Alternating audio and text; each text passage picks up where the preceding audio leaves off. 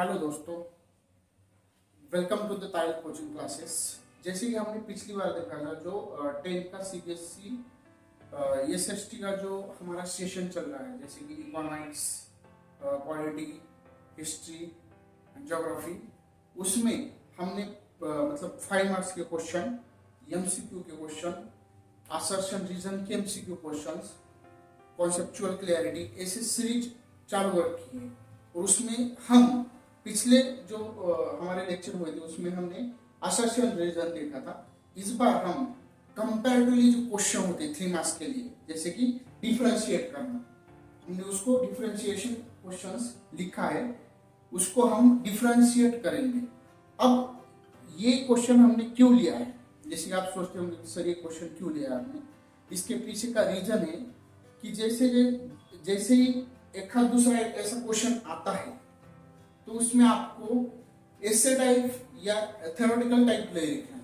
अगर डिफरेंशिएट करना बोला है आपको दो चीजों में, तो आप प्रॉपर अगर कॉलम में लिखोगे पॉइंट वाइज, तो जो एग्जामिनर होगा वो आपको अच्छे से मार्क्स देगा। और वो आपको मतलब पॉइंट वाइज लिखना है। इसके लिए भी आपको मतलब आपकी पढ़ाई अच्छी होनी चाहिए। आपको किस मतलब चैप्टर से, किस सब्जेक्ट से क्वेश्चन आएगा आपको पता होना चाहिए, और उसमें हम पॉइंट कैसे फॉर्म कर सकते हैं। तो ये अच्छा तरीका है और आई होप कि आपको मतलब पसंद आ जाएगा। जैसे कि मैंने पिछली बार भी मतलब जो मेरे स्टूडेंट थे उन्होंने ऑलमोस्ट सभी स्टूडेंट 85 प्लस एसएसटी के मार्क्स लाए हैं हर एक मतलब सब्जेक्ट में, मतलब एसएसटी में। तो उसमें भी एक ऐसा स्टूडेंट है मेरी, उसका नाम मतलब अद्विका है, उसने 90% लाया, मतलब 90 मार्क्स लाए एसएसटी में। तो देखते हैं, जैसे कि डिफरेंशिएट बेस्ड क्वेश्चन, हम पहला क्वेश्चन पार्ट फर्स्ट सीरीज में सिविक्स का जो हमने पहला चैप्टर है पावर शेयरिंग वो लिया है।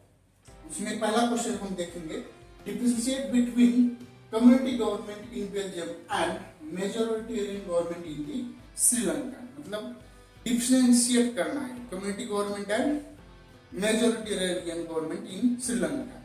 तो अगर ऐसे क्वेश्चन आते हैं, ज्यादातर ये 3 मार्क्स के लिए आते हैं, तो आपको कंपैरिजन करना पड़ेगा और प्रॉपर कॉलम में एग्जामिनर को अच्छा लगना चाहिए कि बंदे ने अच्छा लिखा है कॉलम में।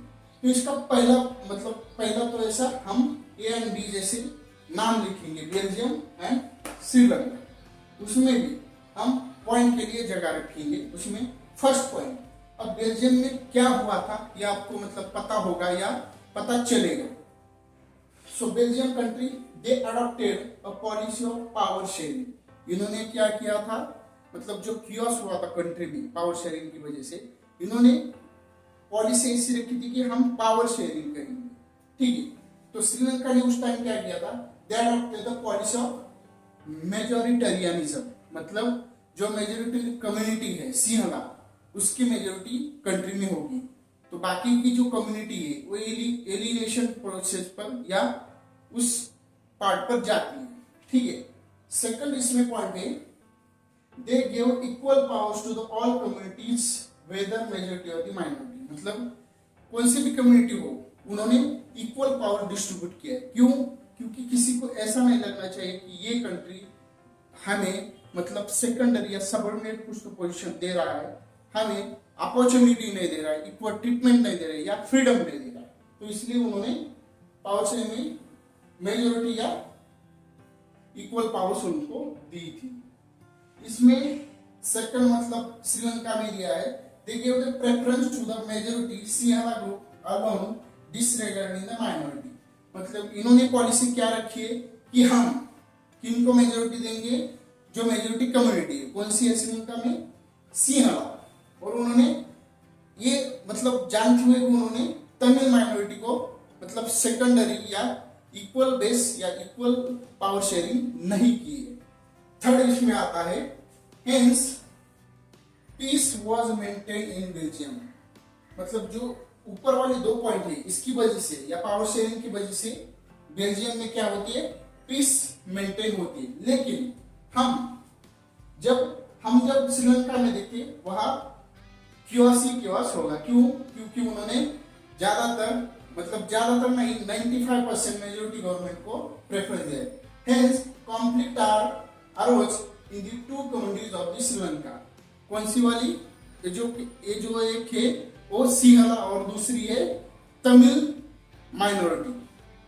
तो ये इसका एक्सप्लेनेशन है और ये इसी फॉर्म में लिखना है। अगर ये आप लिखते हो, मैं मतलब रीइंटरेट कर रहा हूँ कि अगर ये आप लिखते हो तो अगर आप मतलब आपको अच्छे से मार्क आएंगे, नहीं तो आप मतलब लिख सकते हैं बाकी की भी फॉर्म में। मतलब हर एक का एक मतलब पर्सनल ओपिनियन भी हो सकता है, लेकिन मेरा मानना है कि अगर आप इस फॉर्म में आप लिखते हो, मैंने ऑब्जर्व किया है, तो आपको मार्क्स डेफिनेटली आएंगे।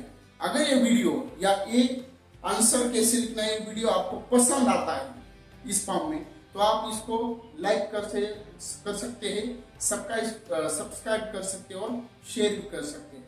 Thank you. अगले पार्ट में हम मिलेंगे।